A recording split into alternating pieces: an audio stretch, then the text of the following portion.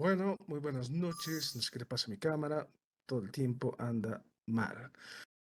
Bueno, muy buenas noches entonces a todos. Espero que estén bien. Espero que hayan disfrutado de su fin de semana. He visto que varios han ido al concierto, ¿no? Bueno, no solo de ustedes, sino de los estudiantes en general. Está bien, disfruten de la vida, que finalmente solo se vive una vez y los conciertos son experiencias, pues, que siempre nos vamos a acordar.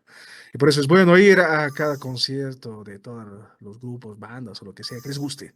Es importante vivir la vida, porque después la vida nos lleva por delante y uno se despierte, ya uno está viejito y te duele todo, y es más complicado todo.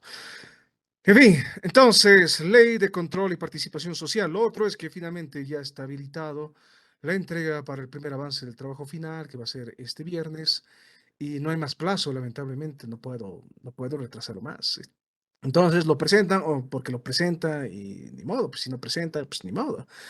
Entonces, eso es, tómenlo con mucha seriedad, desarrollenlo bien, expliquen bien las cosas, cuiden bien la redacción y la ortografía. No se olviden poner tildes donde se tienen que poner tildes, porque me irrita profundamente que no pongan tildes. Simple y llanamente porque el sistema ortográfico en español es bastante simple. En fin. Entonces, ley de control y participación social.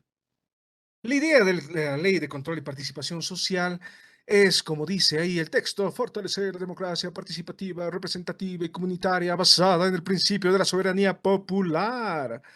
Entonces, como ustedes saben, el Estado plurinacional se fundamenta sobre todo en un reforzamiento de la ciudadanía y de la participación directa. Es decir, en este caso, para evitar los problemas que se evidenciaron en el sistema anterior, en el sistema neoliberal, cuando había una serie de partidos políticos que, bueno, tomaban decisiones por nosotros, la idea es evitar esa situación para que no se vuelvan a producir los errores que se produjeron en aquel entonces. Y el error que se le impugna al capitalismo fue la capitalización, la venta de las empresas públicas y la venta de sobre todo YPFB, ¿no? Los yacimientos petrolíferos bolivianos, fiscales bolivianos, ¿no? Se lo impugnó bastante en ese momento, ¿no? Es decir, Bolivia vendió sus recursos naturales al extranjero, se quedó sin recursos prácticamente, los recursos de la capitalización pues funcionaron por un tiempo y después el Estado se vio prácticamente sin ingresos y eso es totalmente cierto. Y la capitalización, en el fondo, sí fue un fracaso. Para evitar justamente ese tipo de cosas, ese tipo de imposiciones políticas, la idea del modelo del Estado plurinacional es fortalecer a la ciudadanía en su rol activo y participativo dentro de la sociedad, para que sea la ciudadanía la que decida qué tipo de políticas públicas se tienen que implementar, qué tipo de obras se tienen que generar, qué tipo de programas y proyectos tendríamos que generar y cogestionar directamente con las organizaciones no gubernamentales y las organizaciones internacionales que financian proyectos aquí y por allá. Está bien. Esa era la idea y es la filosofía detrás de todo esto. Esto efectivamente es una continuación de la ley de participación popular, pero refuerza más el carácter coparticipativo que tiene la ciudadanía. Y la ciudadanía tiene un rol activo dentro de la sociedad y dentro del diseño e implementación de políticas públicas. Y tiene tuición directa sobre los servicios públicos. Es así de simple. Y no se olviden, la idea del Estado es ofertar, ¿qué cosa? Una gama de servicios. Estos servicios que por X o Z razón nadie más puede ofertar. Es decir, el Estado es propietario del suelo en el cual estamos viviendo y por eso mismo hay que pagar pues impuestos a la habitación, impuestos a la vivienda, como aquí se llama, ¿no? Aquí efectivamente muchos tienen casita, cosa que no pasa en otros lugares, ¿no? En otros lugares todo el mundo si tendrás suerte conseguirás pues un cuarto, ¿no? Súper caro, pero bueno, pero por eso pagamos impuestos. Pagamos impuestos ¿para qué? Para tener un alumbrado público, para tener recojo de basura, para mejorar las vías de comunicación, o sea, las carreteras, las calles, las aceras y demás. Tenemos todo ese tipo de situaciones. Y por eso pagamos impuestos. Pero la idea justamente del Estado plurinacional es reforzar el rol participativo de la ciudadanía para que sea la ciudadanía la que pueda observar, controlar y participar directamente en la imposición en la implementación, mejor dicho, de políticas públicas. Y no se olviden que el Estado oferta servicios, ¿no? Nosotros pagamos impuestos, a cambio el Estado nos tiene que devolver algo, al fin y al cabo, porque para eso pagamos impuestos, aunque sean muy pocos los que pagan impuestos en este país. Entonces, no deja de ser una enorme contradicción, además que es un sistema total y completamente pernicioso. Como tenemos un sistema informal mayoritario, pues entre 20 y 30% de la población paga impuestos, más no. Es una de las principales fuentes de financiamiento que tiene el Estado. Entonces, es algo grave, pero la idea de pagar impuestos es que finalmente esto se traduzca en una mejor calidad de los servicios, no solamente de los servicios básicos, pero también de los servicios como salud y educación. Y eso es absolutamente importante. Y sabemos que salud y educación son las dos claves al desarrollo, y eso es absolutamente importante. Los países que invierten en salud y en educación tienen mejores resultados al final de cuentas. Y es el caso de prácticamente todos nuestros vecinos que tienen un sistema de salud y que tienen un sistema de educación relativamente fortalecido, con sus deficiencias y sus problemas, pero tienen un sistema educativo sólido y tienen un sistema de salud sólido también. Bolivia sigue rezagado en ese aspecto y no es porque yo me esté inventando, porque odia el Estado plurinacional y a nuestro buen amigo Evo Morales, simple y llanamente son resultados fríos y tangibles y que se pueden verificar. Bolivia sigue a la cola de esos dos servicios, ¿no? En educación se ha hecho muy poco y en salud también, muy poco. Es más, tanto el sistema de salud y el sistema, o sea, cuando se implementa esto del SUS, el Sistema Único de Salud, pues se produce inmediatamente una desorganización administrativa, pero evidentemente fatal en lo que son los servicios de salud. Y lo hemos visto durante la pandemia, y no es culpa de la choca maldita, ¿no? Es una situación que veníamos arrastrando desde hace ya algún tiempo. Si el sistema de cajas nació defectuoso, el sistema del SUS pues nació deforme de todo lado, ¿no? Es grave, grave, grave el asunto, porque fue una medida electoralista propuesta al calor del momento y era necesario mostrarle a los electores la buena voluntad del gobierno para implementar un seguro de salud universal. Lo podría haber implementado en cualquier momento, pero se lo hizo casualmente en un año electoral. Casualmente, ¿no? Porque hay tantas casualidades en política, ¿no? Casualmente no estaban los diputados de oposición. Ah, ya tenemos defensor del pueblo, ¿no? En fin, así nomás es el asunto.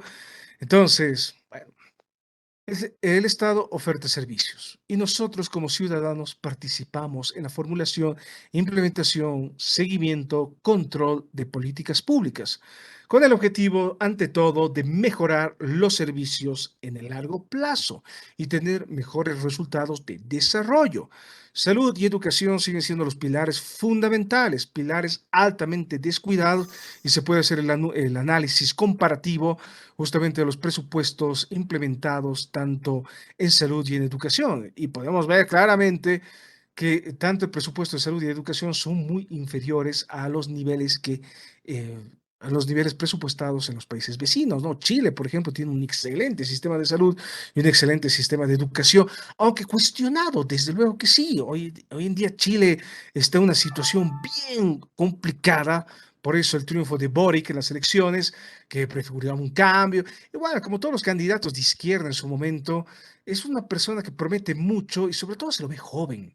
Y eso es muy importante, ¿no? Casi todos los candidatos de la izquierda en su momento fueron jóvenes. Eran figuras prominentes, estrellas nacientes de la política. Chávez en su momento mostraba eso, ¿no? Hugo Chávez era joven, era un político que no venía de esa rosca partidaria, era un político que venía del pueblo y así se comenzó a construir. Y era joven en ese momento. Lo mismo Evo Morales, era un tipo joven en aquel momento, ahora ya no tanto, pero era joven. Y lo mismo podremos decir con Correa en el Ecuador. En fin, hay varios. Fidel Castro en su momento también fue uno de los presidentes más jóvenes y efectivamente generó tanto entusiasmo en el mundo, tanta esperanza. Todo el mundo recuerda con mucha efusión ese su discurso en las Naciones Unidas, donde le denuncia los males del capitalismo y se lo ve sumamente joven con relación a todos estos vetustos y ancianos y casi decrépitos presidentes del mundo entero, ¿no? Como Eisenhower, ¿no? Estaba Charles de Gaulle, estaba Konrad Adenauer, ¿no? En fin, no me acuerdo cómo se llama el primer ministro de Reino Unido, pero bueno, en fin, y muestran efectivamente un cambio, ¿no? Boric también muestra un cambio. Es un joven que tiene ideas interesantes, que tiene ideas integradoras, que tiene la maravillosa propuesta de hacer una nueva constitución que lamentablemente ha sido rechazada por X o Z razón, aunque muchos han cuestionado la legitimidad de ese texto constitucional al tildarlo de una copia del texto constitucional boliviano. Y no se olviden que Álvaro García Linera estuvo ahí de asesor, ¿no? En todo ese proceso y no convenció, ¿no? Porque Chile, no se olviden, Chile es un país conservador también. Tiene una larga tradición militarista, tuvo una larga dictadura militar y finalmente las instituciones que se conformaron a partir de los años 90 es una obra de Pinochet, nos guste o no. En fin, pero Chile está atravesando una serie de problemas y justamente lo más impugnado es el sistema de educación, que es muy caro, y el sistema de salud, que es muy caro, pese a que sean dos sistemas que han funcionado bastante bien durante varias décadas. Pero no olvidemos que la idea de un sistema de salud y de un sistema de educación es que sean accesibles a la mayor cantidad de personas. Ese es el asunto. Desde luego, eso cuesta caro y para eso el Estado necesita encontrar fuentes de financiamiento. En fin, ya, eso como una diatriba general con relación a todas estas vainas. ¿Qué más dice el texto? Consolidar la participación y control como elementos transversales y continuos de la gestión pública. Participación y control se han convertido en qué cosa? En los pilares constitutivos de la gestión pública hoy en día. Así se construyen las políticas públicas en este país, a través de la participación y el control social. Es decir, en el centro mismo de este modelo estamos nosotros como ciudadanos. Ahora, desde luego, esto desde su punto de vista efectivamente teórico de la implementación del diseño institucional, no es algo que necesariamente se aplica, dada la hipertrofia que tiene el oficialismo, dada la hipertrofia que tiene un partido político. Entonces, esto anula cualquier atisbo de participación social porque todos estos espacios son cooptados por un partido político y todas sus ramificaciones, ¿no? Todos estos movimientos sociales, este pacto de unidad que constantemente se van invocando, que ahorita se está medio que resquebrajando fuertemente y es bastante innegable. Entonces, es eso, ¿no? Todos estos espacios han sido cooptados por ese partido político, por el MAS, que es un partido colosal, sumamente estructurado, pero y que genera un control estricto dentro de sus militantes. Pobre de aquel que diga algo malo. Justamente lo que vemos hoy en el gobierno de Arce Catacora es una situación que nunca antes habíamos visto, nunca antes habíamos visto en el seno mismo del partido político del MAS tantas disidencias, ¿no? Tantas confrontaciones, tantas rupturas y enconos. Entonces, no prefigura nada bueno. Eh, yo considero que sí, efectivamente, el MAS tiene todas las chances de fracturarse. Y no creo que logren unirse para unas futuras elecciones, porque normalmente lo que prevalece son intereses mezquinos. Es lo que veo. Ahora, efectivamente, hay la posibilidad de que se puedan unir, hagan un frente común y después otra vez se siguen peleando porque todo el mundo quiere espacios de poder. En fin. Entonces, este modelo de gestión es muy interesante y en su momento fue laudado por todo el mundo porque era una forma de fomentar la participación directa, alentando la conformación de gobiernos locales para la implementación directa de políticas públicas y de servicios, que es absolutamente importante. Y a nivel general hablamos mucho de los servicios básicos, ¿no? Agua, alcantarillado, luz eléctrica, saneamiento básico y esas cosas. Pero tenemos que tomar en consideración que hay otro tipo de servicios, ¿no? Servicios de salud es importante. Las postas sanitarias es absolutamente importante. Y esto de las ideas, esta idea de las postas sanitarias no ha progresado mucho. La Paz y Santa Cruz son ciudades que han crecido enormemente y hay muchos barrios que no tienen atención médica, para nada. El barrio en el cual yo vivo, que es periférico, pues aquí no hay atención médica, para nada, ¿no? Hay que ir hasta Los Pinos para tener un hospital o una clínica. Pero aquí, por el barrio, es decir, si hay una emergencia, pues no van a venir los servicios públicos, no van a venir los servicios de salud de manera rápida por aquí. Y no hay posibilidad de llevar al paciente de manera rápida, es decir, en menos de 5 minutos directamente al hospital o a la clínica. En fin, es un problema. Es un problema normalmente. Servicios bancarios también. Los servicios bancarios pueden ser privados, sí, ciertamente, pero el Banco Unión es un banco del Estado. Y el Banco Unión, si bien está en todas partes, hay zonas en las cuales no hay. Aquí, por ejemplo, en estas zonas no hay un solo cajero, no hay. Para nada, nuevamente hay que ir hasta Los Pinos o hasta Cotacota para encontrar un cajero y bueno, también es un problema, farmacias. Farmacias hay en lugares muy céntricos, pero en lugares alejados, ¿qué pasa si uno está enfermo finalmente y uno vive solo? Porque son cosas que pueden pasar. Necesitas ir a la farmacia, tal vez, y no hay una farmacia cerca, es un problema también. Las farmacias, no se olviden, hasta una época no muy lejana eran del Estado, las manejaba directamente el Estado, es una consecuencia directa de la Revolución del 52. A partir de 1986 y sobre todo con la liberación de los servicios médicos a partir de los años 90, las farmacias se vuelven privadas, ¿no? Y comienzan a surgir cadenas, ¿no?, de farmacias. Estas farmacias Bolivia comienzan a surgir con mucha fuerza a principios de los años 2000, ¿no? Y comienzan a aparecer por todo lado, inclusive con una sobreabundancia, ¿no? En algunos barrios hay hasta 8 farmacias Bolivia, y bueno, es un problema también, ¿no? Porque hay otros barrios en los cuales no hay ni una. En fin, entonces, eso por un lado. Entonces, consolidar la participación y el control social como elementos transversales y continuos de la gestión pública y en los procesos de planificación, seguimiento a la ejecución y evaluación de las políticas públicas y las acciones del Estado plurinacional. Es lo que dice la ley. Ahí puede haber una especie de redundancia a nivel retórico, o sea, a nivel del estilo, porque las políticas públicas son acciones, ¿no? Así se las define, no son acciones del Estado. Entonces, políticas y acciones, básicamente lo mismo y es inútil redundar en el asunto. Pero lo dice, ¿no?, la ley. Transparentar la gestión pública y el apropiado manejo de los recursos públicos. No se olviden que la ley de participación popular tenía ese enfoque primordial que era justamente transparentar los recursos públicos, cómo se están utilizando los recursos públicos, qué cosas estamos haciendo, cómo lo estamos haciendo y por qué lo estamos haciendo, por qué estamos gastando ese nivel de dinero directamente en ese proyecto en particular. De ahí los famosos comités de vigilancia, que tenían dos funciones, ¿no? Vigilar al barrio, efectivamente, porque tenemos un problema de inseguridad que se mantiene hasta el día de hoy, pero también vigilar los recursos públicos, cómo está obrando el municipio, dónde está gastando, por qué está gastando, en fin, porque es necesario gastar en este proyecto en particular. Eso es absolutamente importante y fundamental. Transparentar la gestión pública, se habla mucho de transparencia y transparencia es un indicador muy fuerte de lo que es la democracia. La transparencia implica que toda la información que genere el Estado sea de dominio público. Esto está ligado a lo que, bueno, hoy en día se conoce como gobiernos abiertos. La idea de un gobierno abierto es que finalmente muestre de manera muy clara qué cosas está haciendo, dónde está gastando, qué proyectos está priorizando y por qué está priorizando ese tipo de proyectos, ¿no? Últimamente no hemos tenido grandes proyectos, ¿no?, de obras públicas, ni ningún proyecto de grande de industrialización, ni nada. Y es bastante claro porque no hay dinero, es así de simple, ¿no? Por más que nos digan otra cosa y por más de que efectivamente hoy salió un artículo, ¿no?, de nuestro buen amigo Fernando Molina sobre el país que no tiene inflación, ¿no? Bolivia. Sí, Bolivia en teoría no tiene inflación, pero todo sube. Ese es el problema. Todo sube y a veces el dinero no alcanza y lo vemos todos los días, ¿no? Y quienes estamos fregados, pues somos nosotros, ¿no?, los que vivimos al día a día. En fin, complicado el asunto, pero bueno, el manejo de los recursos públicos no deja de ser algo eminentemente delicado y requiere de precisión. Necesitamos ese tipo de información. ¿Qué se está haciendo? ¿Cómo se está haciendo? ¿Por qué se está haciendo?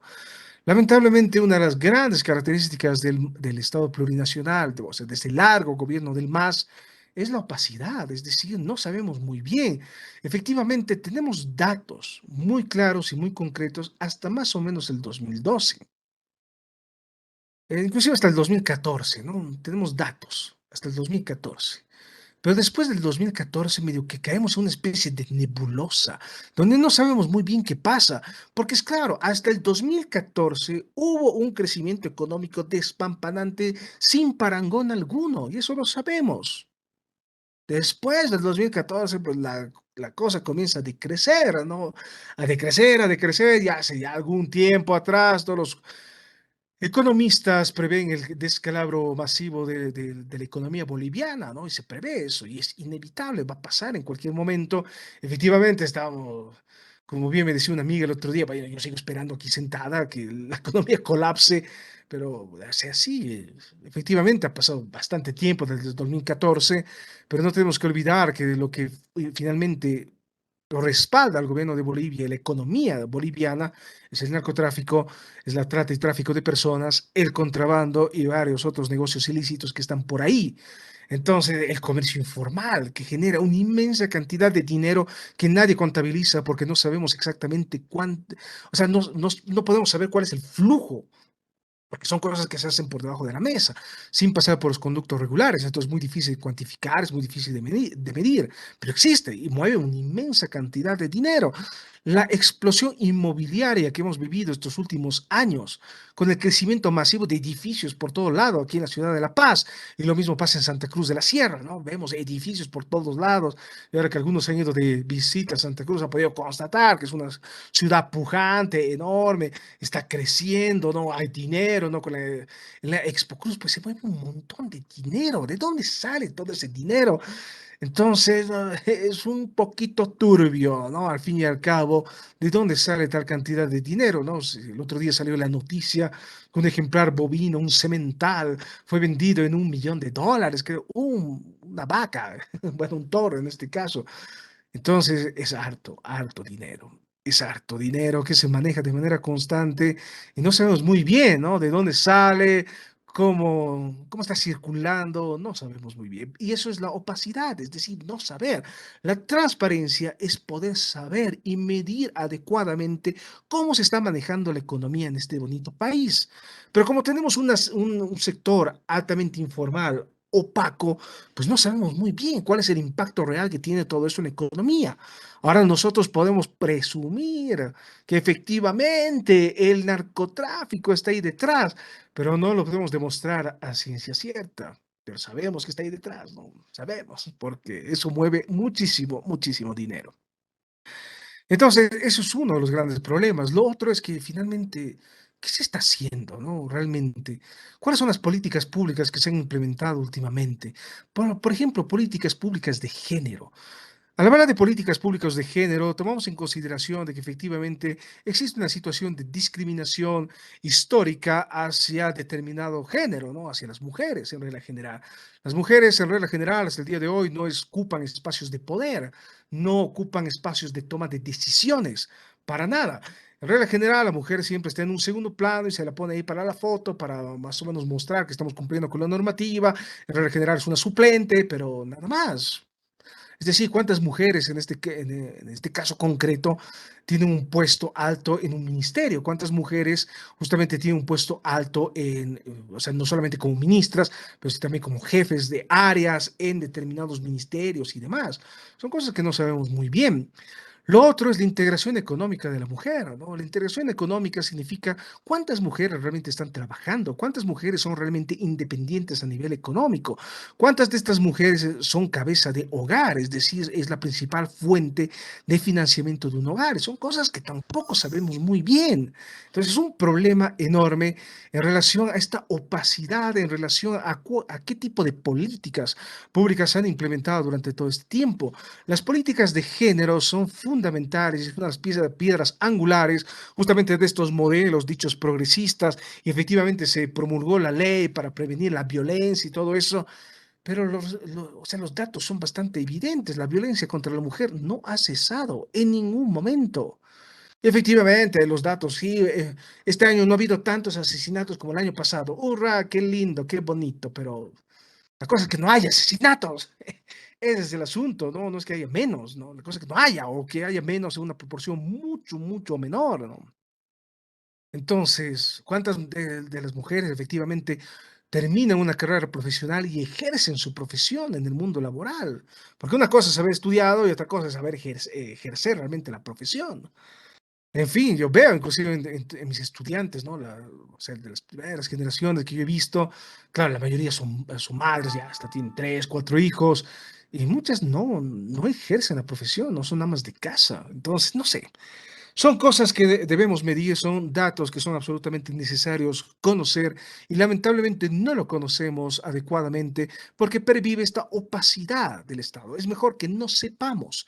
Y justamente después del 2014, cuando comienza a decaer la economía y la situación se pone media tensa, pues no sabemos muy bien cómo se está financiando el Estado, ¿no? Entonces, un verdadero problema no tener esos datos a disposición. En fin. Pasaremos a lo siguiente. ¿Qué más dice la ley de participación, de control social y participación?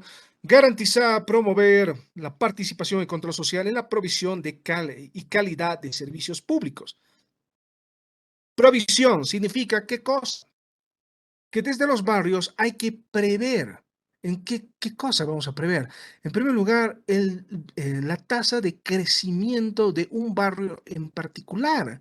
Y para eso se necesitan pues conocimientos técnicos. Es absolutamente necesario poder calcular en el tiempo de cuánto va a crecer un barrio, de cuánto va a crecer la ciudad y cuál va a ser la necesidad de servicios públicos a futuro, pensando en 5 años, tomando en consideración que tenemos una tasa alta de natalidad, pese a que somos un país bastante chiquitito, pero tenemos una tasa alta de natalidad. Se ha podido demostrar de manera muy clara que efectivamente la franja de edades más ampulosa en Bolivia está entre los 19 y los 25 años, ¿no? Entonces, la mayoría son jóvenes. Entonces, ¿qué tipo de oportunidades hay para los jóvenes? Inserción laboral, estabilidad laboral, tenemos, no tenemos, medio que no se ve muy bien. En regla general, cuando uno es jovencito, cuando uno recién ingresa, ¿no? Tiene 25, 26 años, está entrando al mundo laboral, lo que hay son pasantías que a veces ni siquiera te pagan y te dicen, ay, no, pero te estamos enseñando, más bien deberías estar agradecido. Ay, sí, sí, sí, muchas gracias por explotarme y no pagarme. Y así funciona el mundo laboral. ¿Cuántos de nosotros hemos estado ahí dando vueltas durante años sin que nos paguen un solo centavo, ¿no? Es grave el asunto, ¿no? De rogar hasta que finalmente alguien se digne a contratarnos, en fin, es complicado.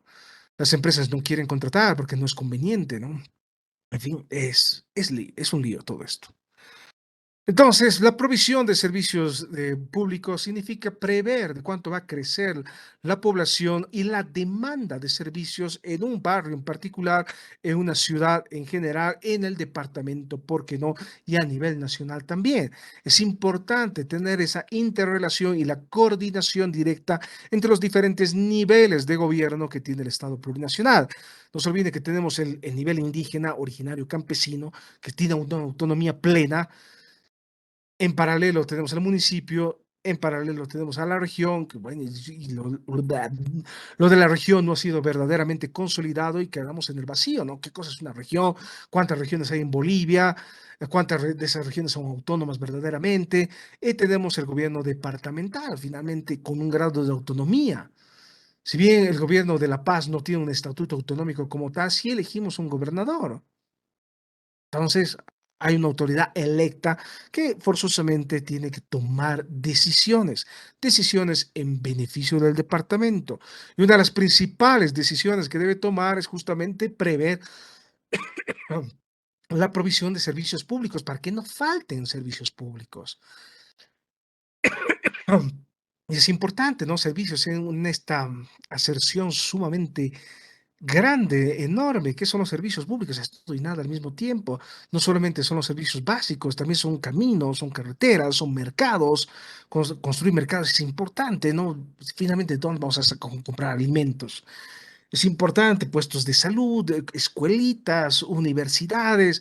Es necesario fortalecer las universidades en provincia. Desde luego que sí, se lo está tratando de hacer, pero la universidad es autónoma y cada universidad va a su ritmo. La universidad que mejor se ha posicionado en provincia es, sin duda alguna, la Universidad Mayor de San Andrés.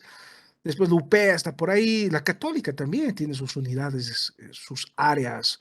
No me acuerdo cómo se llama, son unidades académicas comunitarias, creo que así se llama. En fin, pero hay intentos y es importante también descentralizar ese tipo de servicios. Es importante también descentralizar, por ejemplo, oficinas de derechos reales. Si tú tienes un problema con derechos reales, solo puedes hacer el despelote, el trámite directamente aquí en La Paz. Y no hay más, no hay otra oficina. Ahora, efectivamente, se ha tratado de implementar otras oficinas de derechos reales en Santa Cruz de la Sierra, en las capitales del departamento, ante todo, pero no ha funcionado de todo bien. Muchas veces las personas que tienen que legalizar sus propiedades o que tienen que hacer traspasos tienen que venir hasta la ciudad de La Paz. Lo mismo pasaba con justamente los títulos agroambientales. Es decir, de acuerdo a lo que dice la normativa vigente desde el Estado plurinacional, efectivamente, para complementar lo que fue la reforma agraria y lo que fue la ley INRA en su momento, la ley del Instituto Nacional de Reforma Agraria, se han dotado de títulos de propiedad a muchos agricultores, ya cuando Evo Morales era presidente. ¿Cuál es el problema? Que para recabar esos títulos de propiedad hay que ir al tribunal agroambiental. ¿Y dónde está el tribunal agroambiental? Está pues en Sucre. Entonces hay que ir directamente a Sucre para recabar estos títulos de propiedad. Es un problema enorme. En fin, entonces es necesario descentralizar esos servicios para que estos servicios sean accesibles para todas las personas, independientemente de dónde vivan, independientemente si viven en una capital del departamento o si, o si viven en un pueblucho perdido en el fin del mundo. No debería importar, la calidad de los servicios debería mantenerse. Y por más que solo vivan 200 personas en un lugar, es absolutamente necesario garantizar la calidad de los servicios públicos. Y los servicios públicos también implican las actas de nacimiento, ¿no? Certificados de nacimiento. Si has nacido en un pueblo, hasta que te registren oficialmente en un registro civil, pues pueden pasar meses, pueden pasar años. Es lo que se cuestionó mucho, ¿no? No se olviden que hasta una época muy reciente, es decir, hasta más o menos el año 2010, pues teníamos una gran cantidad de personas, estamos hablando de más o menos del 65% de personas que no tenían documentación, que no contaban con un certificado de nacimiento ni con una cédula de identidad. Es importante, ¿qué pasa si vives en un pueblo y por algún azar del destino te han robado tu cédula de identidad o la has perdido o qué sé yo? Tienes que venir hasta la ciudad para sacar una nueva cédula de identidad y es un problema. Son servicios. Servicios que tienen que estar descentralizados y garantizados en todos los confines de Bolivia, porque es deber del Estado llevar los servicios públicos a la ciudadanía y no al revés, que la ciudadanía vaya a buscar los servicios públicos. Entonces es un verdadero problema. Lo mismo pasa con las actas de defunciones, actas de matrimonio, en fin, todas esas cosas que piden de manera constante. No se olvide, ¿no? Yo tengo que demostrar que estoy casado, entonces necesito pues un acta de matrimonio. Necesito demostrar que mi pariente se ha muerto y que, bueno, finalmente hay que dar de baja su cuenta en la AFP y demás cosas. Entonces, tengo que mostrar un acta de defunción y todos esos trámites pues tardan tiempo. Los trámites de sucesión, justamente cuando un miembro de la familia muere y hay una herencia de por medio, puede tardar años, de años, de años. El caso más paradigmático, quizás emblemático con relación a este trámite de sucesión de bienes, es lo que pasó con la casa de Avelino Aramayo, ¿no? Como ustedes saben, Aramayo era uno de los varones del estaño y tenía ahí su casa ahí en Sopocachi, como muchos otros prominentes miembros de la oligarquía boliviana, bueno, de principios del siglo XX, mediados del siglo XX, ¿no? Entonces, Avelino Aramayo tenía ahí su casa. Su casa estuvo abandonada durante por lo menos 20 años. Después, uno de los hijos de Aramayo tomó posesión de esa casa y se la alquiló. Y igual por unos 10 a 15 años fue un restaurante. Y después, efectivamente, porque bueno, son varios hijos, y bueno, en este caso no estamos hablando solo de hijos, sino de nietos y en algunos casos bisnietos que se están disputando la herencia que dejó el abuelo, pues finalmente llegaron a un acuerdo y vendieron la casa, pero vendieron la casa recién, hará hace unos 4 años atrás, ¿no? Después de que Abelino Aramayo haya muerto hace ya mucho tiempo atrás. En fin, son trámites de sucesión que pueden durar años de años de años. Y no es posible que dure tanto tiempo un trámite. No es posible. Nosotros como servidores públicos tenemos que garantizar de manera constante que los servicios sean ofertados en un tiempo prudente y que los trámites sean despachados también en un tiempo prudente. Lo que dicta la normativa es que ningún trámite puede durar más de 15 días hábiles. No puede durar más de 15 días. Y sin embargo, sucede, pasa que los trámites duren años de años y que inclusive nunca se resuelvan del todo. Tenemos un serio problema también con relación a las construcciones que no necesariamente están reglamentadas, construcciones que muchas veces se reglamentan en el camino después de que la situación ya está dada y tenemos serios problemas. Construir edificios es problemático. ¿Por qué? Porque para poner los cimientos del edificio, pues hay que cavar y cavar y cavar y cavar hasta que uno encuentra el spot, ¿no? El punto en el cual ya se puede colocar los cimientos, que es la tierra firme y estable. Y se pueden cavar, ¿no? 15, 20, hasta 30 metros. ¿Esto qué pasa? Cuando cavamos de esa manera, pues desestabilizamos la zona alrededor. Es lo que ha pasado varias veces con innumerables familias que han visto justamente su casa comprometida porque un edificio se está construyendo al lado. Entonces es un problema enorme. Lo hemos vivido aquí en San Andrés justamente cuando se derrumbó el Hotel España y se construyó ese edificio que ahora está ahí, ¿no? Justamente al lado de la Casa Montes. Y efectivamente, ese edificio también comprometió la integridad de la Casa Montes y comprometió el edificio que está detrás, ¿no? El edificio de la Facultad de Humanidades. Ah, y mi cámara ha dejado de funcionar. ¿Me siguen escuchando o no? Aló, aló.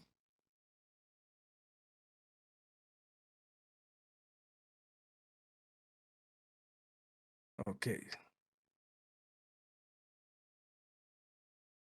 A ver, ¿qué ha pasado con esta vaina?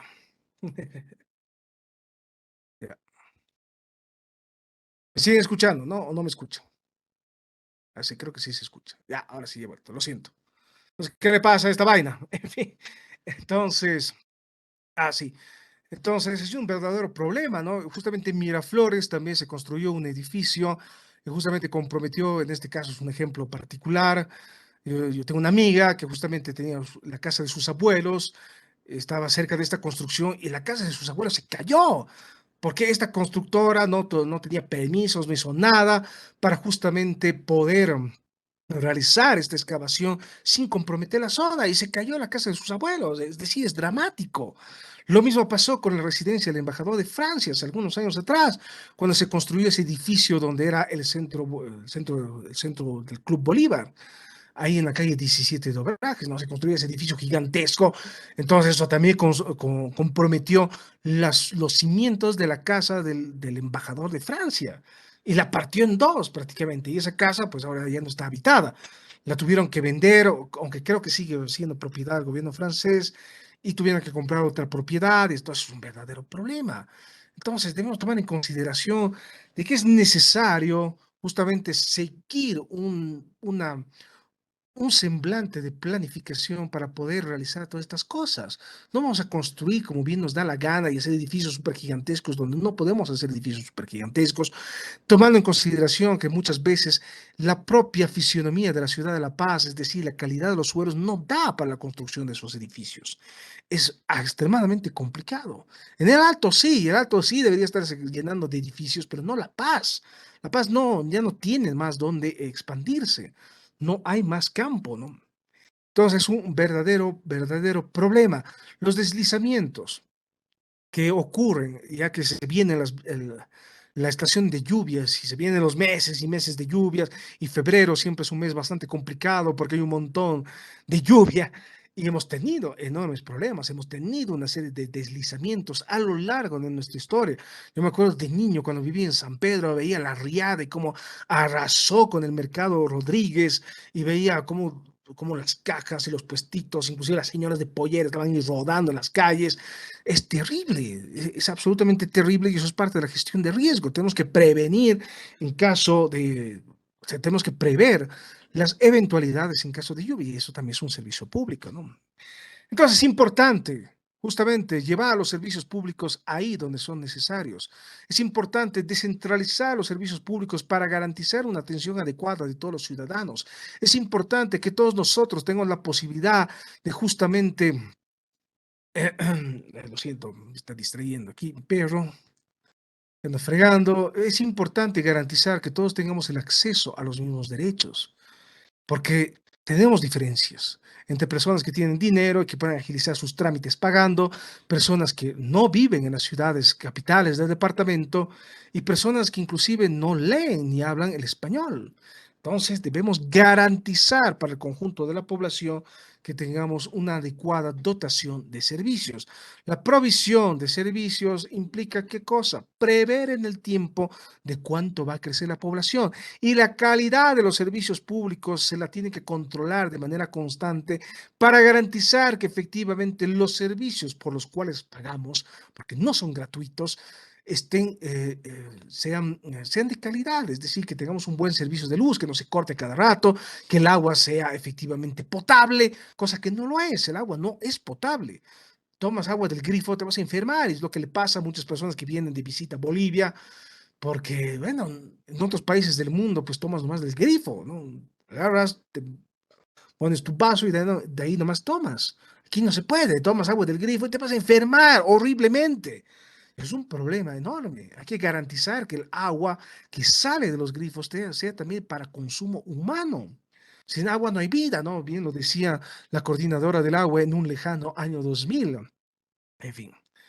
Entonces, la calidad de los servicios implica eso, ¿no? La calidad del alumbrado público. Hay lugares en los cuales no hay alumbrado público y esto ¿qué genera? Pues proliferación de delincuencia, proliferación de estas bandas de pandillitas que están bebiendo en las calles porque no tienen otro lugar donde beber, o a veces beben en autos, ahora se ha puesto muy de moda eso de beber en alojamientos, en fin, no deja de ser un despelote, ¿no? Hay un problema enorme. El otro día en Sopocachi hubo un despelote porque en esa discoteca, ese pub, ese boliche de mala muerte que es para gozar, pues la gente se cansó, ¿no? Y tuvo que llamar a la policía porque ese es un antro de perdición, ¿no? Pero grave.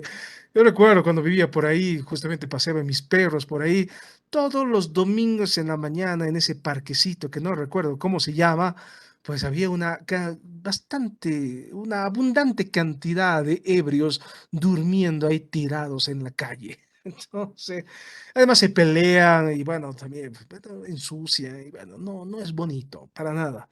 Es normal que los vecinos también se quejen de esa situación.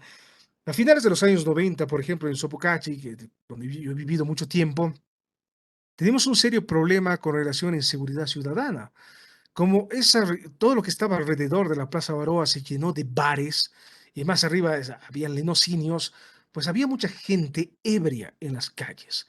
Como ustedes saben, la gente ebria pues le gusta pelear y van a pelear, mete escándalo y ahí había un montón de problemas. Todas las noches una persona era agredida, algunos murieron, ¿no? En ese tipo de agresiones y era una situación muy, muy grave. Es decir, llegando a cierta hora, decía, a partir de las 10 de la noche no se podía caminar porque estaban los ebrios, estaban los asaltantes, había una inseguridad enorme, enorme en ese momento. Es decir, llegaba a las 10 de la noche y era imposible cruzar por la Plaza Avaroa. La Plaza Avaroa estaba controlada por cuatro pandillas, ¿no? Cada una en su esquina. Y en el medio se armaban peleas campales, así, a cosas atroces. A principios de los años 2000, los vecinos, es decir, la Junta de Vecinos, tomó cartas en el asunto. A finales de los años 90, la solución fue colocar módulos policiales, pero los módulos policiales no funcionaron, es decir, por un tiempo estuvieron ahí vigentes y después pues, fueron abandonados y se volvieron el refugio de malandrines y malvivientes. Ya, no funcionó. Entonces, la solución que tomaron los vecinos en ese momento fue de contratar servicios privados de seguridad. Y al momento de contratar servicios privados de seguridad, pues efectivamente los niveles de delincuencia y de violencia pues cesaron, bajaron considerablemente hasta prácticamente anularse. Yo recuerdo hace algunos años atrás, estaba con unos amigos y una amiga estaba media ebria y gritaba como loca. Comenzó a gritar, llegaron los servicios de seguridad. ¿Qué pasa, jóvenes? A ver, ¿qué están fregando aquí? Ya, váyanse, ya. Entonces funciona, ha sido eficiente, pero eso es un impulso de la propia Junta de Vecinos. Ellos tomaron la decisión.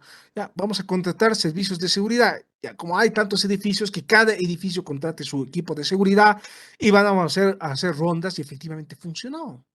Y así funciona, y son decisiones que se han tomado, y es una política que se ha implementado, aunque es una política de orden privado.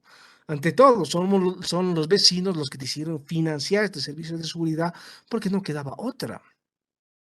Entonces, debemos tomar en consideración la seguridad ciudadana es un aspecto altamente descuidado porque si ustedes van a otros países, bueno, en Latinoamérica no funciona tanto así, pero si van a Europa, por ejemplo, se van a dar cuenta que en Europa hay dos policías prácticamente en cada esquina. Y la policía está patrullando constantemente. Y la policía está viendo constantemente qué cosas estamos haciendo. Entonces, no hay caso justamente de poder realizar fechorías cuando la policía está patrullando de manera constante.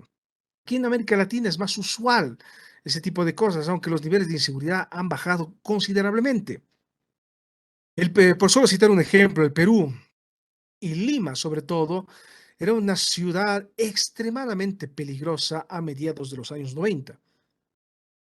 Tanto así que las guías de turismo desaconsejaban visitar Lima porque era extremadamente peligroso y las agencias de turismo no podían hacerse responsable del daño que podrían pasar las personas, porque tuvieron ya casos de gente que ha sido robada, de gente que ha sido asesinada y demás. Era un problema. Hoy en día, si bien Lima sigue teniendo un problema de inseguridad, no es un problema tan efectivamente difundido, aunque sigue habiendo ese problema. Y hemos visto, ¿no? En las noticias salen de manera constante cómo hay bandas rivales que se están disputando espacios de poder y hay asesinatos, ajustes de cuenta y demás. Pero tampoco finalmente es la característica de las grandes ciudades. Las grandes ciudades son caóticas y es muy difícil tratar de organizarlas adecuadamente. Y hay barrios en los cuales, bueno, finalmente es a la de Dios, ¿no? Ya, pues, ya, ni modo, es que se maten, se matan a uno más, ni modo, ya ni modo, perdimos el barrio, lo perdimos, y pasa eso en todas las ciudades del mundo, ¿no? Todas las ciudades que son grandes, en París es lo mismo. París hay regiones que es mejor ni visitar, ¿no? Porque son tugurios, ¿no? Donde vive harto malandrín, ¿no? Y puede pasar, pues uno es curioso, uno está caminando feliz y contento y ¡zas! Te das cuenta que el barrio medio que luce un tanto extraño, que la gente te está mirando media rara, que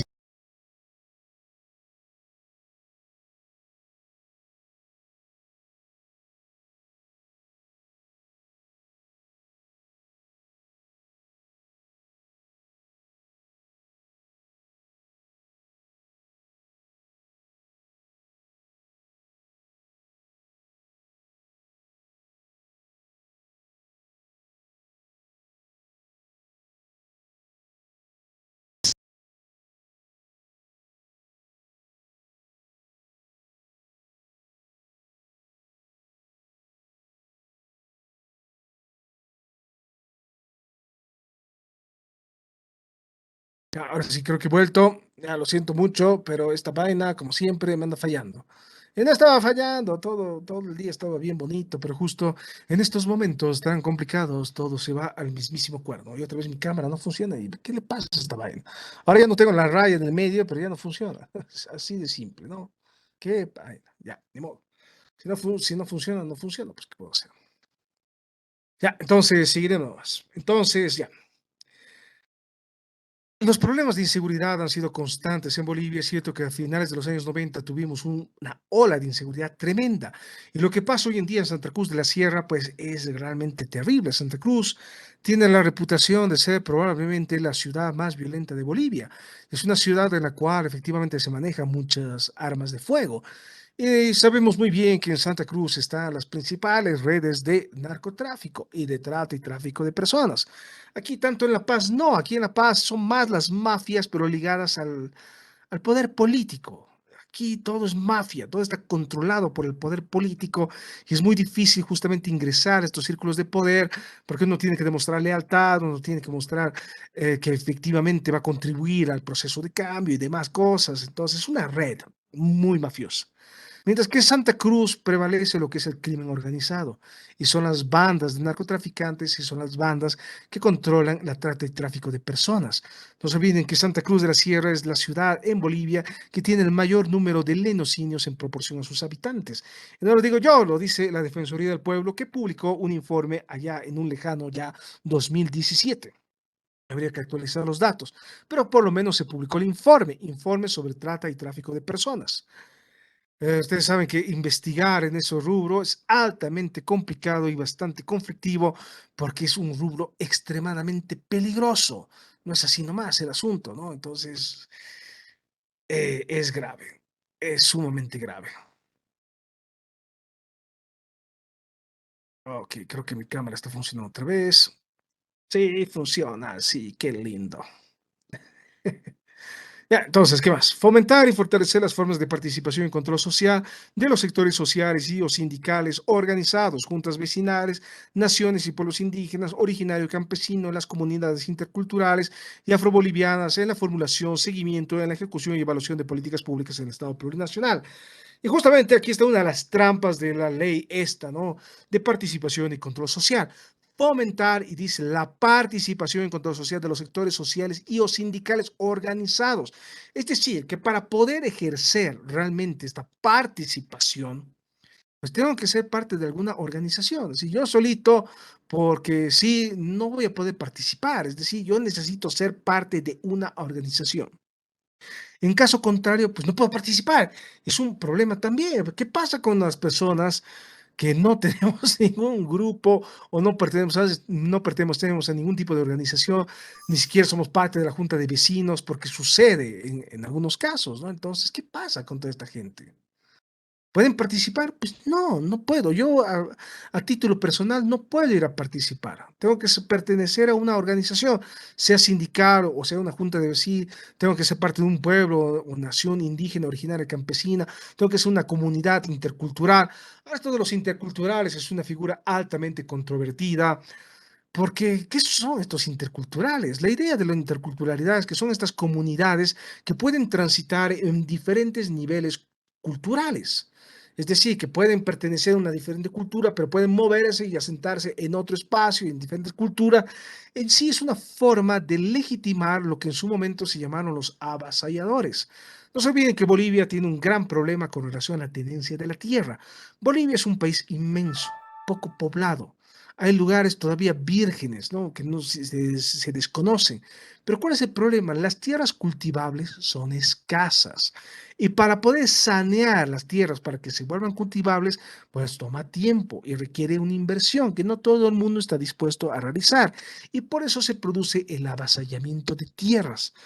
Sobre todo muy usual en el oriente boliviano, en el cual sí, efectivamente, hay hacendados que tienen una inmensa cantidad de hectáreas en su propiedad. ¿Por qué? Porque el ganado, pues come hartísimo, hartísimo pasto y necesita al menos, cada ganado necesita al menos 22 hectáreas para poder comer. Cada ganado, es decir, es inmenso. Es una inmensa cantidad de territorio que necesitan estos hacendados, estos ganaderos, para poder alimentar a sus vacas y toros y becerros y demás cosas. Esto es inmenso. Entonces,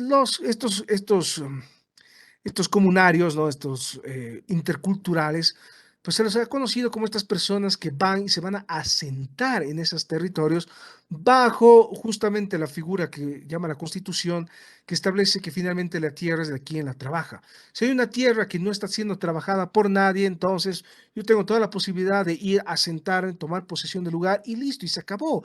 Y no hay poder humano ni poder legal que pueda desalojar a esas personas. Yo, en lo personal, el ejemplo que tengo a la mano es el caso de mis tíos, los Cambas, que efectivamente son ganaderos, toditos ellos. Y tenían inmensas cantidades de territorio que han ido perdiendo justamente por esto de los interculturales, ¿no? De estas comunidades de interculturales. Y justamente por eso mismo estos mis tíos ganaderos tuvieron que convertirse al masismo. Y toditos ahora son masistas, pero a morir, porque es una forma de precautelar sus tierras para evitar mayores avasallamientos. Así funciona. Siendo masistas, y justamente algunos de ellos han llegado a ser alcaldes o concejales y demás, pues justamente han logrado precautelar sus tierras, porque ya tienen el respaldo del aparato político del Estado. Aquellos que no, pues lo han ido perdiendo. No se olviden que después del despelote del año 2009, cuando finalmente la Media Luna fue derrotada, aniquilada, humillada y pisoteada, pues efectivamente mucha gente tuvo que salir al extranjero, ¿no? Gente salió en el exilio y muchas tierras, muchos de estos territorios fueron abandonados y fueron justamente colonizados por estas comunidades interculturales. Con relación a los afrobolivianos, pues no suenan ni truenan, es decir, ¿cuántos diputados afrobolivianos tenemos y cuál es su nivel de incidencia finalmente en las políticas públicas? Pues medio que no sabemos muy bien, ¿no? Es un enorme, enorme problema. Pero bueno, En todo caso, el gran problema de todo esto es el hecho de que finalmente para poder participar adecuadamente y poder ejercer control social, yo tengo que ser parte de una organización. Entonces, un sistema eminentemente colectivista, en el cual yo tengo que ser sí o sí parte de una colectividad y no puedo ser simplemente yo a título personal, yo solito en el mundo puedo ir a hacer participación y control social. No puedo hacerlo, lamentablemente, no es posible. Fomentar y facilitar el ejercicio plural, efectivo, equitativo del derecho de participación y control social de la gestión pública. Efectivamente, si bien el SUS generó una desorganización a nivel de los servicios de salud, si bien la reforma, o sea, la ley de Abelino Siñani y Elizardo Pérez no desorganiza, pero sí politiza la educación pública en Bolivia, lo que pasó con esta reforma de justicia, ¿no? Con esta elección de magistrados y jueces y demás cosas, pues se genera también un desorden y un caos tremendo. Y uno de los grandes problemas que tenemos en Bolivia es esto de la interpretación de la justicia plural. ¿Qué es lo que significa todo esto? Que en Bolivia cohabitan diferentes sistemas jurídicos dentro de un mismo territorio, dentro de un mismo ordenamiento político. Entonces es un poquito complicado, porque justamente hay regiones, hay circunscripciones indígenas que se van a guiar por sus usos y costumbres y no necesariamente por lo que manda la justicia ordinaria. Y justamente los niveles, las circunscripciones, estos niveles jurídicos no han sido del todo delimitados y por lo tanto esto ha generado un caos a nivel judicial tremendo. Esto ha contribuido a lo que llamamos retardación de justicia, porque justamente, ¿qué pasa si efectivamente descubrimos que un miembro de una comunidad indígena es un asesino, ¿no? Así, en serie, ¿no? Un demente tremendo? ¿Qué pasa? ¿Quién lo va a juzgar? Pues va a ser la propia comunidad lo va a poner a hacer adobes, lo va a poner a arrear las vacas y punto final. Pero es ahí donde debería intervenir la justicia ordinaria porque es un asesino, pero en fin, no queda claro cómo se lo tiene que juzgar, por qué se lo tiene que juzgar, cuáles son los delitos que juzgan los usos y costumbres, cómo funciona esto de la justicia plural, cuáles son los niveles de justicia, cuáles son los diferentes ordenamientos jurídicos y cómo debemos interpretar la norma jurídica frente a este despelote administrativo. No sabemos muy bien y esto ha generado un desorden y una desorganización tremenda, tremenda. También en relación, justamente hay un informe carcelario que también lo publica la Defensoría del Pueblo, esto fue el 2019, es bastante claro, 75% de los privados de libertad no tienen sentencia ejecutoriada. Es decir, de ese 75%, el 90% están justamente por detención preventiva. La detención preventiva, como ustedes bien lo saben o quizás no lo saben, es una norma de excepción, porque justamente hay la posibilidad de que el individuo se podría fugar. En ese caso sí entra el mecanismo de detención preventiva, pero si el 90% de un 75% que no tiene sentencia está con detención preventiva, significa que hay algo que está funcionando muy mal. El sistema no funciona y no garantiza un adecuado cumplimiento de la justicia. Es decir, si yo he padecido alguna ofensa, he padecido algún tipo de injusticia, es muy poco probable que el Estado pueda resarcirme.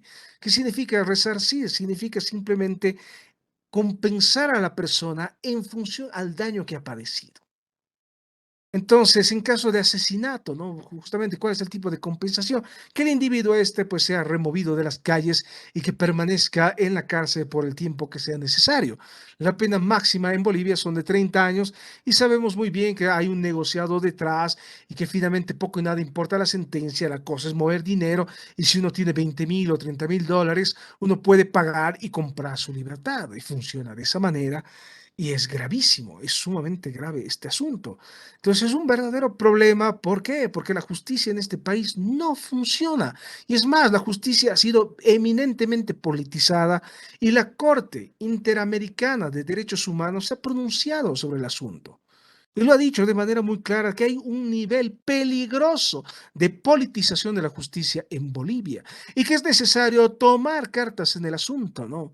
En esa figura retórica un tanto extraña, que significa tomar medidas inmediatas para garantizar independencia de la justicia, para garantizar que la justicia llegue a todo el mundo y llegue sobre todo a los menos favorecidos, porque son las principales víctimas de injusticias.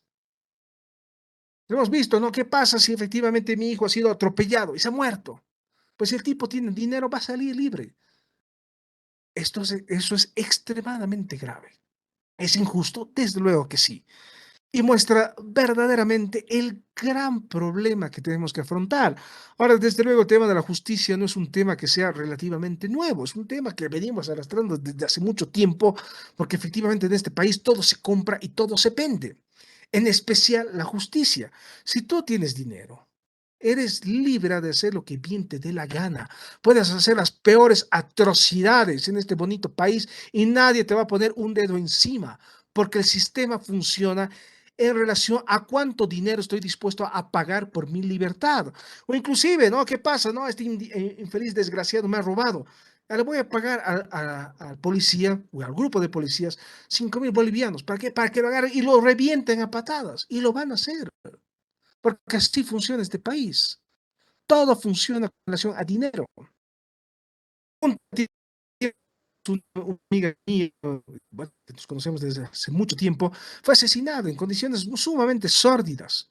Y desde luego el caso hubiera quedado en la nada si no hubiera intermediado a la familia y hubiera metido un montón de dinero detrás. Y metieron dinero y pagaron a todo el mundo y dieron justamente con las personas responsables del asesinato. Que ahora están en la cárcel, pero nada garantiza que efectivamente se queden en la cárcel. Pero cuando menos ha sido un consuelo de saber qué realmente pasó con esta persona. En fin, son cosas y cosas y es complicado. La justicia es una tarea pendiente en el Estado plurinacional y es absolutamente imperioso justamente reformarla, garantizar transparencia, independencia de la justicia para no politizar. Es bastante claro que en los casos que son políticos se acelera mucho la justicia y efectivamente se llega a una sentencia en un tiempo récord y se pone en la mira a todo el mundo y a todo el mundo quiere encarcelar.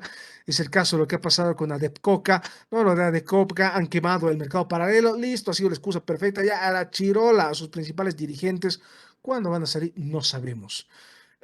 Marco Antonio Pumari también está en la cárcel, no sabemos en qué condiciones, se le inició un juicio, tampoco sabemos, está con detención preventiva. Entonces, grave el asunto este, pero bueno, sí funciona.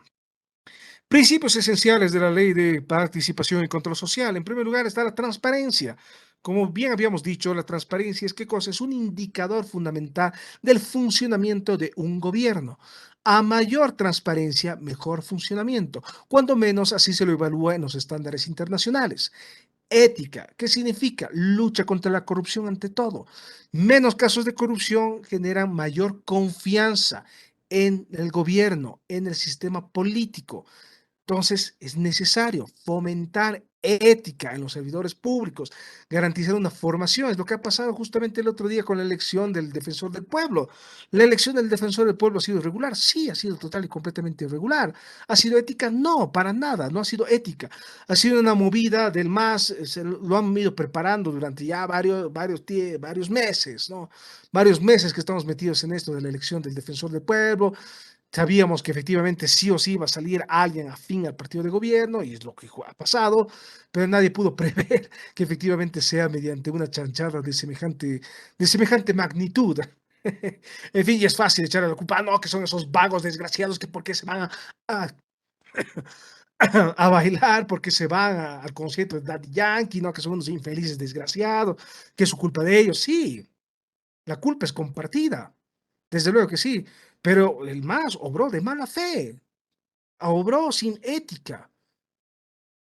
Justamente encontró el momento preciso donde no estaba la mayoría de los opositores. Dijo, ya, vamos a cambiar el orden del día, hay quórum, sí, hay quórum, ya listo, se acabó, vamos a aprobar, ya vamos a elegir a este y punto final y se acabó. Es gravísimo, ¿no? Lo que comentábamos justamente el fin de semana con algunos amigos de la profesión. Es que claro, ¿no? Lo que habría que investigar son los antecedentes de esta persona, ¿no? De dónde viene, cuál es su formación. Algunos, las malas lenguas dicen que es un individuo que ha trabajado mucho tiempo en derechos reales y trabajar en derechos reales también es una mafia, ¿no? Han hecho fortuna. a costa de las personas. En fin, compromiso social, eso es importante, garantizar qué cosa, que estamos trabajando por el bien de la sociedad, y que yo como ciudadano estoy absolutamente preocupada de lo que pasa en mi localidad, en mi municipio y en mi barrio, que voy a ir a participar a todas las asambleas, a las juntas de vecinos, a todas estas organizaciones. ¿Para qué? Para garantizar qué cosa, que se estén aplicando políticas públicas que realmente respondan a las necesidades locales, a lo que yo como ciudadano espero y quiero. Y yo como ciudadano de a pie, ¿qué es lo que busco? La resolución de problemas concretos. ¿Qué cosa? Pues el poste de luz no está funcionando, necesitamos reemplazarlo. El alumbrado público no funciona, no hay recojo de basura, no tenemos alcantarillado, tenemos un problema de inseguridad y buscamos respuestas a esos problemas. No queremos obras, finalmente, que nos hagan una placita. Ya. Podrían ser paradas de transporte público, efectivamente, eso sí sería útil. De los minibuses, las líneas de minibuses, justamente han sido las juntas de vecinos las que se han peleado para garantizar de que efectivamente exista servicios de minibús. Pero los minibuses no necesariamente cumplen su ruta, en el camino cambian sus letreros, cambian su número, existe lo que se llama el trameaje, en fin, es un problema tremendo. ¿Quién controla todo eso? Finalmente existe el transporte federal, el transporte independiente, y son los que deberían estar controlando todo eso, pero nadie controla nada, y todo el mundo hace lo que viene de la gana. Independencia y autonomía, efectivamente, este es, es uno de los principales indicadores del buen funcionamiento de un sistema político. Tiene que haber independencia en todas las organizaciones públicas, que no sean dependientes de un poder político y mucho menos de un partido. Es importante que las organizaciones públicas, como la Contraloría General del Estado, como la Defensoría del Pueblo, sean total y completamente independientes para garantizar qué cosa, que hagan su trabajo sin tener que recibir presión política. Porque si bien justamente se ha metido un afín al MAS, es porque se le puede hacer presión. Nosotros te hemos puesto ahí adentro. Así que te callas y nos favoreces, o si no, te sacamos. Y sacamos tus trapitos al sol. Así que o te comportas y nos favoreces porque nos favoreces. Y eso es algo grave, es justamente una violación directa a la ética y a la ética profesional. A ver, ¿qué está pasando? A ver, no, no molestes, perdón. Entonces, esas cosas tenemos. Independencia y autonomía, la autonomía es de que finalmente las organizaciones puedan obrar con, por cuenta propia, sin tener que depender del poder político. No pueden depender del poder político. Eso es algo fundamental. Tienen que tomar decisiones por cuenta propia. Y muchas veces esto implica investigar a los propios servidores públicos, investigar qué cosas están haciendo y verificar que están realmente haciendo su trabajo. Lo que ha pasado justamente el viernes en esa sesión parlamentaria donde se eligió al defensor del pueblo es un bochorno total, porque las personas no pueden justamente por una excusa que ya son las efemérides de un departamento, ausentarse, qué sé yo, no pueden. Efectivamente, lo que dicen algunos es cierto. Ellos han sido elegidos ¿para qué? Para justamente estar ahí y hacer su trabajo, no para pedir licencias y efectivamente ser diputado en este país, pues tiene grandes beneficios, como bien decía algún comentarista en algún periódico que ya no recuerdo, efectivamente son los únicos que gozan de 2 vacaciones al año y que pueden pedir una licencia al mes. ¿Cuántos de nosotros tenemos vacaciones? ¿Cuántos de nosotros podemos pedir licencia, aunque sea un miserable día? Entonces, no sé, es una población altamente privilegiada y que lo vemos bien, se andan rascando la panza y no hacen adecuadamente su trabajo. En fin, grave el asunto. Y por eso mismo no hay compromiso social. Es un problema. Independencia y autonomía son criterios fundamentales para evaluar qué cosa, el buen funcionamiento de un sistema político. Eso es absolutamente importante. Valoración de saberes propios, usos y costumbres. Esto más que todo en los gobiernos de índole local y sobre todo gobiernos indígenas, donde lo que prevalecen son los usos y costumbres y los modos de organización tradicionales o ancestrales. Entonces, ahí sí se aplica una autonomía plena y total, porque finalmente estas autonomías indígenas pueden regirse, uno, por su propia jurisdicción, por su propia legislación, y dos, por sus propias organizaciones de gobierno, y no necesariamente responden a los criterios de un gobierno central, cosa que no acontece. Y lo hemos visto bien, y el ejemplo más claro y flagrante de todo esto es lo que pasó con el Tibnis. El Tibnis es un territorio indígena y hay un parque nacional. Como es un territorio indígena, pues tiene autonomía. Son los lugareños los que pueden decidir qué tipo de políticas públicas se van a implementar. Pero el gobierno central decidió de manera muy prepotente y brusca, aquí se construye carretera porque estamos llevando el desarrollo, estamos llevando la civilización a estos salvajes desgraciados, que andan ahí en la selva semidesnudos, estamos llevando la civilización y el desarrollo a todos ellos, ¿para qué? Para que llevarles la modernidad, llevarles centros comerciales, llevarles justamente centros de consumo y demás, en un discurso eminentemente capitalista que echa por los suelos todo por lo cual se luchó para conformar el Estado plurinacional. Y nos importó un pepino que haya independencia, los usos y costumbres. Aquí se hace carretera porque se hace y punto final.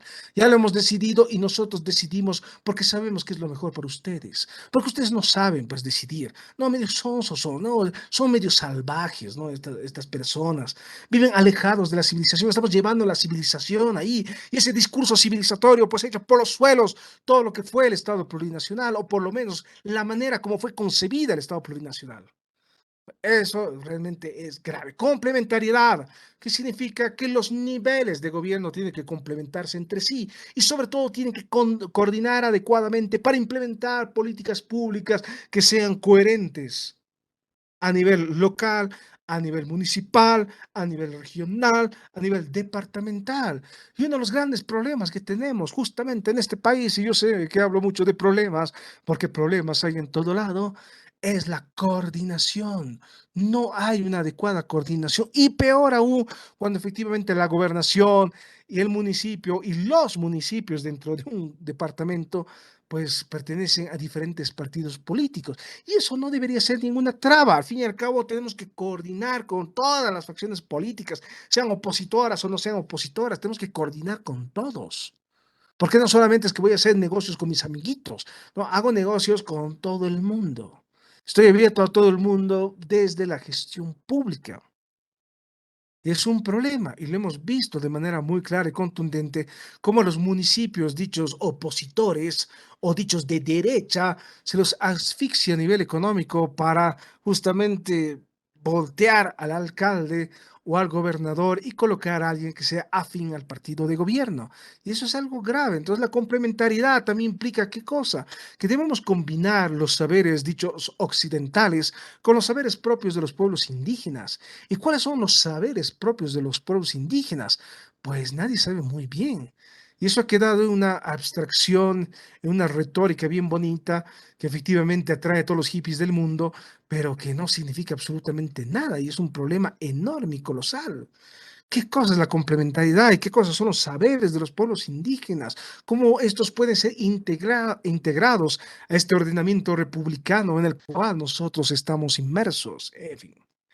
No deja de ser complicado todo esto, grave y complicado. Definiciones, lo que dice la ley. La participación, ¿qué cosa es? Es incidir en el diseño, formulación y elaboración de políticas públicas. Lo dice claramente, así textual. Yo como ciudadano, pero a través de una organización, puedo incidir directamente. Es decir, si no me gusta una política pública, con mi organización vamos a hacer presión hasta que modificar la política pública. Ahora es un problema, porque estas organizaciones, pues, son, son dispares y todas persiguen objetivos políticos muy diferentes. No se olviden que desde la gestión pública lo importante es conciliar a los diferentes actores políticos. Si tenemos una infinidad de actores políticos, lo importante es ir conciliando intereses divergentes para concretar objetivos que no sean comunes. Y esto implica pues, justamente gran capacidad de negociación con todos. Porque no se olviden, las organizaciones también están en competencia política, las unas en función, las unas contra las otras. Y en ello, pues justamente a alguna organización, porque simplemente no le conviene, porque simplemente busca mayor protagonismo político, puede sabotear una política pública. Entonces, es gravísimo el asunto. No se olviden en el momento más grave, ¿no?, de los acontecimientos del año 2003, no se olviden, no solamente hubo octubre, ese año 2003 fue un año extremadamente conflictivo. Es más, veníamos arrastrando el problema desde el año 2002, ¿no? En 2002 ya habían enfrentamientos a nivel nacional. En febrero de 2003 tenemos este enfrentamiento gravísimo entre policías y militares, y después de febrero a octubre tenemos una serie de enfrentamientos tremendos entre estas organizaciones sociales y el gobierno. Y es más, estas organizaciones sociales sabotearon el gasoducto Bolivia-Brasil, lo sabotearon. Es decir, pusieron una dinamita, lo hicieron explotar, no podíamos abastecer de gas al Brasil, porque este negocio del gas al Brasil es de vieja data, no es algo que finalmente lo haya hecho el gobierno plurinacional, sino se lo hizo durante el gobierno de Banzer, ¿no?, a finales de los años 90. El gasoducto se lo concluye durante el primer año de gobierno de Sánchez de Lozada, y el año 2003 se lo hace explotar porque no estamos de acuerdo con el gobierno de Sánchez de Lozada, que nos importa, hacemos daño al país y nos importa un pepino todo. Claro, en ese entonces nadie dijo nada, no eran porque eran las víctimas, eran los pobrecitos, todos estamos apoyando eso, sí, tienen razón, hay que destituir a este gobierno fascista, desgraciado, traidor, vende patria. Sí, había que destituirlo y estaban legitimadas todas las medidas de presión. Pero hoy en día, no, se ha quemado el mercado paralelo. No, eso es una afrenta, ese es un daño a los derechos humanos, que cómo es posible, no podemos tolerar esos niveles de violencia, no, no, no. Entonces, no deja de haber mucha hipocresía en todo esto, tomando en consideración que el MAS viene de eso, viene de la lucha y viene de la protesta, donde finalmente Evo Morales nos tuvo prácticamente secuestrados durante 2 años, 2003, 2004, con medidas de presión durísimas, con un daño económico al país tremendo. Pero bueno, y que ahora digo, no, eso es daño, no, que cómo vamos a lograr con tanta violencia, no es posible. Es desconocer todo lo que fueron las luchas sociales en su momento. En fin, apreciaciones más, apreciaciones menos. Control social, supervisión y evaluación de la ejecución de la gestión estatal, el manejo apropiado de los recursos económicos, materiales, humanos y naturales, y la calidad de los servicios públicos y servicios básicos para la autorregulación del orden social. Control. ¿Qué tenemos que controlar? Pues todo, así de simple. Supervisión y evaluación de la ejecución de la gestión estatal. Tenemos que controlar si hay resultados de gestión. Tenemos que controlar si hay el manejo apropiado de los recursos económicos, materiales. Se ha construido, bien, pero se ha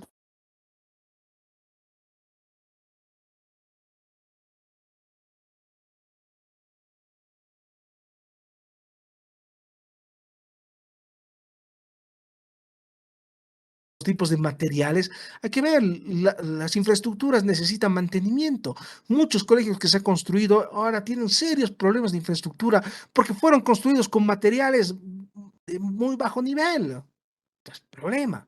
Humanos, efectivamente, las personas que están trabajando en la función pública, ¿están verdaderamente capaces? ¿Están trabajando en áreas de experticia? ¿Realmente están trabajando en lugares e instancias para las cuales han tenido una adecuada certificación? ¿Han sido entrenados? ¿Han pasado cursos de especialización y todo eso? Es importante. Sabemos muchas veces que los cargos públicos, pues se los reparte al mejor postor y a las personas que han apoyado en los procesos electorales. No es una novedad, no es un rasgo propio del Estado plurinacional, son cosas que venimos arrastrando desde que hay elecciones en este bonito país. Pero es un problema y por eso es importante garantizar que finalmente la persona que está ocupando un puesto laboral dentro de las dependencias del Estado, pues cumpla con el perfil adecuado. Y es nuestro deber como ciudadanos ir y controlar. A ver, el ministro está capacitado, el ministro de Desarrollo Rural y Tierras, ¿está capacitado? ¿Es ingeniero? ¿Es ingeniero agrónomo? Por lo menos tiene maestrías, ha hecho proyectos. ¿Sabemos o no sabemos? No sabemos. En fin, entonces un problema enorme.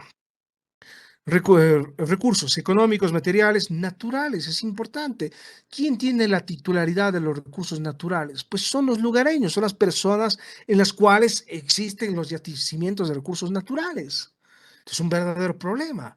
Porque cuando se descubre un pozo de gas, por ejemplo, pues que comienza una disputa por el control de ese puesto de gas, el pozo de gas. El Estado va a decir, un momentito, nosotros, porque somos Estado, tenemos la potestad de poder explotar este pozo de gas. Y en los lugares ellos van a decir, ah, no, un momentito, nosotros vivimos en este lugar y no queremos que el Estado plurinacional maneje. Nosotros nos vamos a regir por nuestros usos y costumbres y es ahí donde existen contradicciones. Y en esa contradicción, ¿quién va a salir ganando? Pues el Estado central, porque impone fuerza. Ah, si no quieren, pues nos vamos a sonar con nuestros palitos, pim, pim, les vamos a dar en su cabeza y listo. Se acabó la resistencia, se acabó la propuesta, punto final, aquí se hace lo que digo yo y punto final y se acabó. Y no vamos a consultar con nadie. Complicado, ¿no? La ley efectivamente hace una diferenciación entre lo que son los servicios públicos y los servicios básicos.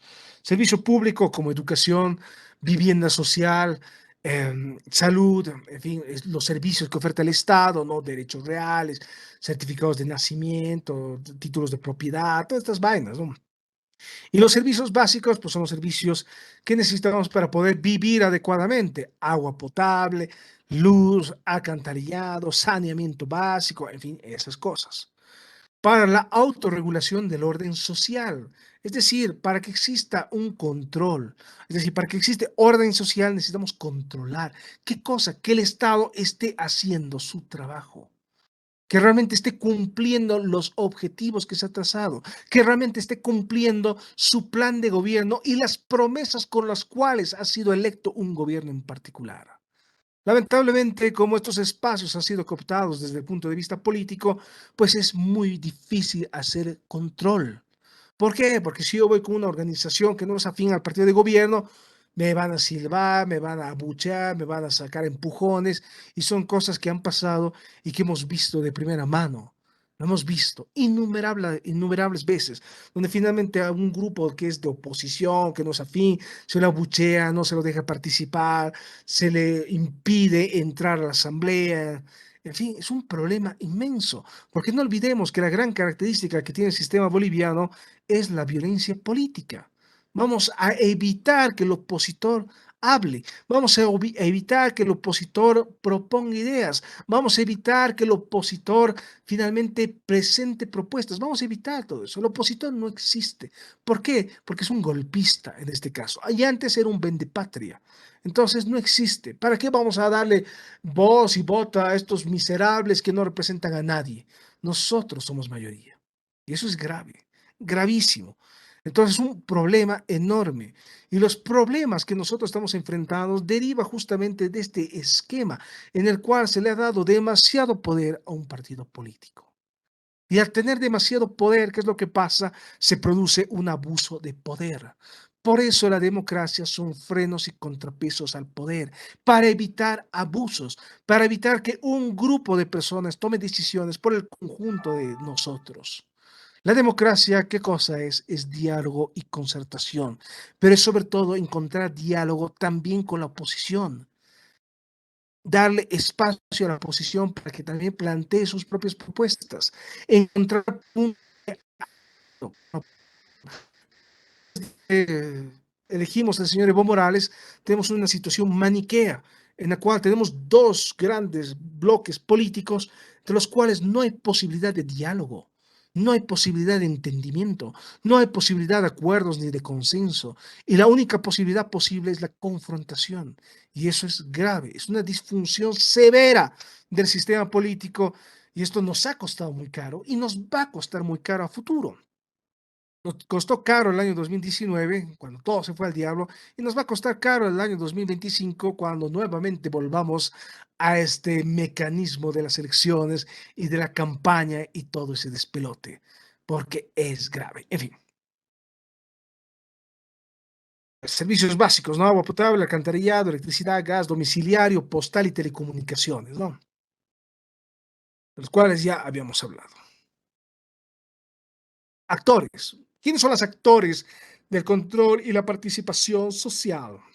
En primer lugar están los actores orgánicos, son las juntas vecinales y o sindicatos, eso es importante. No se olviden que desde la revolución del 52, pues prácticamente sindicatos en todo lado. Ahora efectivamente hay algunas comunidades indígenas que han mantenido su estructura originaria, ¿no? el alio, ¿no? La marca, ¿no? El suyo, todas esas, esa repartición geográfica del poder, está bien. Puede ser, pero en regla general los sindicatos prevalecen. Es una consecuencia directa de la revolución del 52, porque no se olviden que la revolución del 52 es una revolución obrera y por tanto implementa la sindicalización obligatoria. Perfecto. Actores comunitarios son las naciones y pueblos indígenas originarios campesinos, las comunidades interculturales y afrobolivianas y todas las reconocidas por la Constitución Política del Estado. Y aquí esto de y todas, pues medio complicado eso, ¿no? Porque caemos en qué cosa, en una incertidumbre porque no sabemos cuáles son esas todas, porque igual la Constitución Política del Estado no es precisa, pero bueno, son comunitarios. Los actores circunstanciales son aquellos que se organizan para un fin determinado y cuando el objetivo ha sido alcanzado dejan de existir. En regla general, lo que más hay son actores circunstanciales. Es lo que ha pasado justamente en Santa Cruz el otro día con esto de las losetas. El alcalde, nuestro buen amigo, el tío Johnny, quiso sacar las losetas por quién sabe qué razón. Los vecinos han dicho, no, que cómo van a sacar las losetas. ¿Qué cosa tenemos? Confrontación, ¿no? Directamente a patadas y puñetes, porque así resolvemos nuestras diferencias nosotros bolivianos, en lugar de sentarnos y dialogar como hacen las personas civilizadas, bueno, civilizadas, ¿no? Entre comillas, pero bueno, lo hemos visto. Entonces, ¿qué es lo que ha pasado? Se ha conformado un grupo circunstancial en defensa justamente de las losetas del centro o del casco urbano, del casco viejo de Santa Cruz. Ah, bueno. Lo mismo justamente pasó en su momento con cuando estaba construyendo el teleférico, ¿no? Había muchas personas que decían: "No, pero ¿por qué está construyendo por aquí? Está dañando el patrimonio". Justamente hubo una enorme controversia cuando se estableció que la parada, una de las paradas iba a ser ahí en la Plaza San Martín, la famosa plaza triangular. La gente: "No, que cómo, que esto, que el otro, que patatí, patatá". Y también genera un grupo circunstancial que se opone. Claro, no llegaron a nada y efectivamente ahí vimos que claramente que las demandas fueron totalmente, completamente descabelladas, porque esa plaza ha sido recuperada y ha sido efectivamente mucho mejor de lo que era en su momento, ¿no? No ha pasado nada, ha mejorado la plaza. Pero en su momento la gente se opuso, ¿no? No, que cómo, que esto, que el otro, en fin. La gente se opuso mucho, bueno, o sea, las juntas de vecinos, sobre todo ahí en Miraflores, se opusieron mucho a la construcción de la línea blanca, ¿no? Esa línea que va por la avenida Bush. Se opusieron enormemente. Eso es un grupo circunstancial, se creó porque justamente no estaban de acuerdo frente a esa política pública. Y efectivamente esto genera cuestionamientos y tensiones entre diferentes grupos. En fin. Pero estos son los actores que reconoce la ley de participación y control social. Y ya no tengo más tiempo, entonces ya aquí nomás lo vamos a dejar de momento este asunto. No se olviden que el día viernes tienen que presentar el avance, justamente, tienen que presentar el avance, aquí está, tienen que presentar el primer avance del trabajo final. No se olviden, entonces tienen hasta el viernes, entonces no hay más. No sé qué le ha pasado a esta vaina. Oh, ahí ya está, ahora sí, ya entendí. Ya, entonces no se olviden, hasta el día viernes tienen que presentar este asunto. Sean felices, pórtense bien y sobre todo, cuídense mucho. ¿Y por qué tengo estos subtítulos? Ya, listo. Entonces ya, con eso cierro el asunto. Pórtense bien, sean felices, coman sus vegetales, hagan caso a sus padres y disfruten de la vida, que vida solo tenemos una. Y nos vemos directamente el día viernes.